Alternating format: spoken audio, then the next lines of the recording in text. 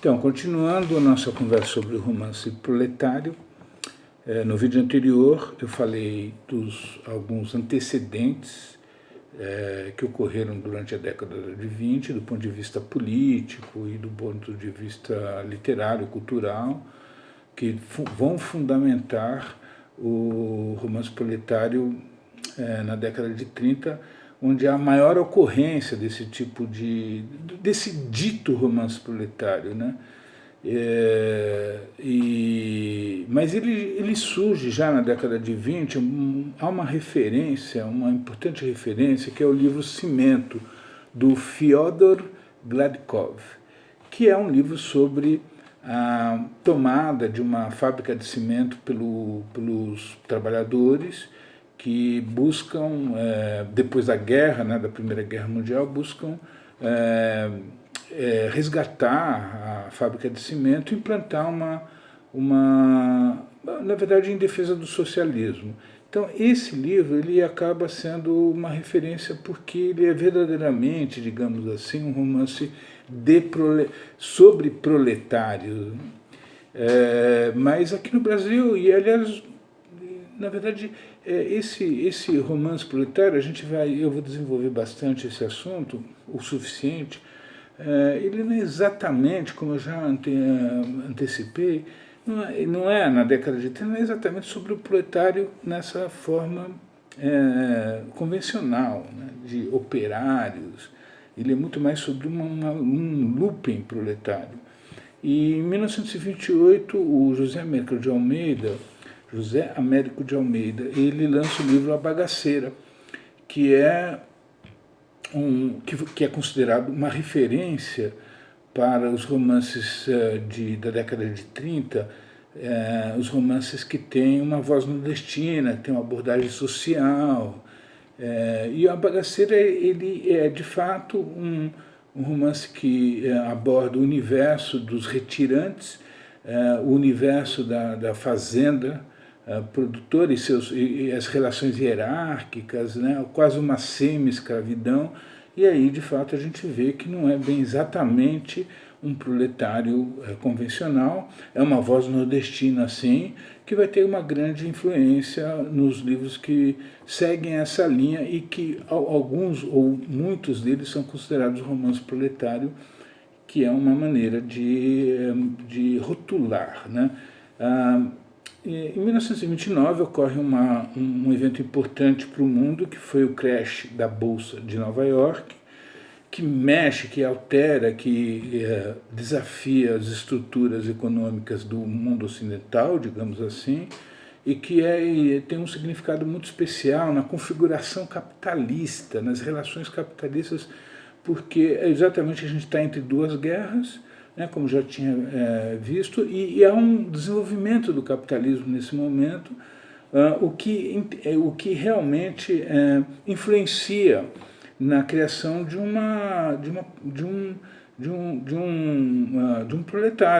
proletariado. Mas isso é muito relativo, né? Eu acho que o grande evento no Brasil que muda conceitualmente as relações políticas e culturais é a Revolução de 30, a chamada Revolução de 30. Eu falei chamada porque há quem questione esse nome de revolução e chame isso de golpe. Na verdade, o que se sabe, eu não vou me aprofundar muito nisso, o que posso adiantar é que o Getúlio Vargas ele perdeu as eleições, né, e ele, ainda assim, ele assume o poder, entrando em conflito, quer dizer, desafiando a política café com leite, né, que era oligárquica, que promovia o revezamento entre presidentes de Minas Gerais e São Paulo. Ele vem do sul, do Rio Grande do Sul, e a Revolução de 30 ela determina o estabelecimento de uma nova república com bases diferentes. Mas aí o que acontece é que essa Revolução de 30 ela serve também como um marco muito importante, porque é uma transformação em muitos aspectos culturais mesmo do Brasil. E essa década de 30 é marcada por o governo de Getúlio Vargas, ele é uma ditadura, é sanguinário, principalmente depois que ele determina o Estado Novo, mas ele é bem repressivo. Mas não é isso que está em jogo. É isso que está em jogo, com certeza, mas a literatura ela começa a florescer na década de 30. Existe um desenvolvimento da indústria do livro, o aparecimento de editoras, de revistas literárias, né? Os livros se proliferam, as tiragens aumentam, isso porque existe um público interessado, um público que tem uma ânsia, como diz o Antônio Cândido, né? Que está com uma ânsia de conhecer seu próprio país, que é algo desconhecido. O público leitor vivia nas camadas das cidades, né, grandes, que não eram tão grandes assim, mas não conheciam a realidade de um país à beira da miséria, enfim, com muitos problemas sociais. Inclusive existe até, o Antônio Cândido cita esse autor, que ele faz uma colocação interessante, que até 1930, assim, logo depois da proclamação da República, no final do século XIX, né, há uma concepção de que o Brasil é um país novo, com um potencial muito grande a ser desenvolvido. Depois da Revolução de 30, né, e não por causa da Revolução, mas por uma ordem natural, inclusive dessa evolução do capitalismo, essa consciência de país novo, ela se transforma para a consciência de um país subdesenvolvido, ou seja, de um país que tem um potencial a ser desenvolvido, passa a se ter consciência de um país que não desenvolveu seu potencial, é subdesenvolvido, né? Então, a noção do subdesenvolvimento fica claro, há um interesse potencializado dessa circunstância, dessa característica do Brasil, né, que vai em direção à busca por uma identidade nacional, né? Sempre existe essa busca, né? Mas especificamente nesse momento há um espaço para o desenvolvimento de uma voz nordestina. E aí ocorre assim, a revelação de uma geração de escritores, não só do Nordeste, mas principalmente, né?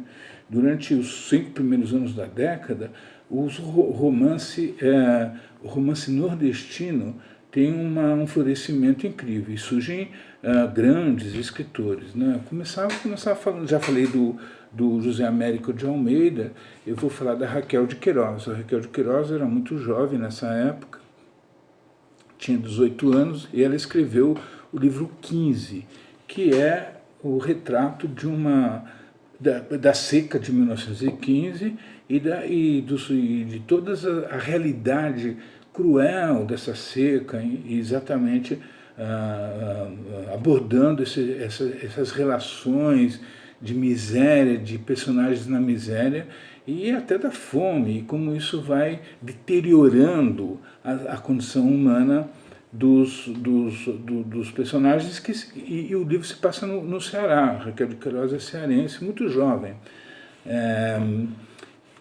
Também surge o Amando Fontes, que aí ele já faz uma abordagem os corumbas, né, que é uma família de retirantes da seca que vão para a cidade grande, e aí eles começam a trabalhar em uma fábrica. E os filhos desse casal, as filhas principalmente, são filhas, né, tem só um menino que vai embora, e as filhas, elas são assediadas, existe toda uma relação de exploração, elas acabam se prostituindo, na verdade, que é considerado também um romance proletário.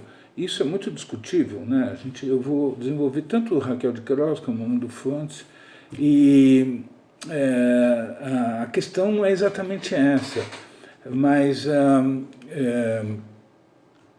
então, e aí tem um terceiro livro que é o Cacau de Jorge Amado. O Cacau de Jorge Amado, ele é um livro em cuja apresentação se pergunta: será que esse é um romance proletário? É uma dúvida que o Jorge Amado coloca. Esse é o segundo livro dele. O primeiro já tinha sido, ele era muito jovem, né? Isso em 1931, que ele lança O País do Carnaval, que é um livro ainda muito hesitante. Ele tinha 19 anos. Em 1933, ele lança O Cacau, e ele tinha 21 anos, e é um livro transformador. Mas ele é um dos primeiros que usa a expressão romance proletário, porque ele, na apresentação do livro, ele coloca essa questão: será que isso aqui é um romance proletário? Ele coloca uma dúvida, né? Isso custou para ele, custou entre aspas, né? Porque, na verdade, os críticos, os intérpretes da época, e até décadas depois, até atualmente, consideram que essa pergunta, na verdade, era uma afirmação. E não era. Ele tinha realmente uma dúvida. E essa questão acaba se estigmatizando para o bem e para o mal para ele, né? Isso eu ainda vou falar um pouco mais sobre isso. Mas antes dele, alguns meses antes, a Patrícia Galvão, a Pagu, ela tinha lançado um livro chamado Parque Industrial, em que ela mesma coloca na capa do livro que esse livro era um romance proletário. A Patrícia Galvão é uma figura notável. Ela foi casada com o Oswald de Andrade, né, uma relação meio tumultuada, porque o Oswald era casado com a Tarsila, e ela também fazia parte do movimento modernista. E ela tinha algumas características. Ela era uma mulher notável, mas era uma mulher, não que... Porque, na verdade, é inevitável, eu pelo menos vejo inevitável apontar que havia uma certa ou uma clara preconceito pelo fato de ser mulher. É engraçado que a Raquel de Queiroz não sofreu isso, não que eu saiba, né? Mas a Pagu eu acho que sofreu, porque ela era muito ousada, era uma mulher que militou no Partido Comunista, foi presa por suas atividades militantes e lançou esse livro, que era Parque Industrial, em que ela se define como romance proletário. E tem até um texto aqui, eu estou vendo, que é do Luiz Bueno. Luiz Bueno, ele escreveu o principal livro sobre o romance de 30, chama Uma História do Romance de 30. É um livro recente. Ele fez uma grande pesquisa sobre esse romance, e ele escreve, vou citar aqui um trecho que ele fala: algo explode nos meses de julho e agosto de 33, com a publicação praticamente simultânea de Cacau, de Jorge Amado, Serafim Ponte Grande, de Oswald de Andrade, e Os Corumbas. São esses três livros provocariam um grande debate em torno do romance proletário. O debate foi grande, se estendeu sem perda de entusiasmo até pelo menos 1935, e catapultou imediatamente Cacau e Os Corumbas, né, do Armando Fontes, Cacau de Jorge Amado, à condição de grandes best-sellers do ano. Então, quer dizer, existe um movimento. O Bueno ele não cita o Parque Industrial, né? Na verdade, o livro acaba sendo autopublicado, né? A Patrícia Galvão, a Pagu, ela mesma publicou o livro, não teve repercussão.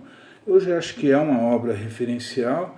Ela tem muitos problemas como literatura, né? Aliás, esses livros eles são muito interessantes, mas são meio rudimentares, né? São autores muito jovens que estão se atirando numa nova linguagem, e particularmente a Pagu, ela sofre algumas críticas que não são muito agradáveis, porque associam... não é um grande livro, né?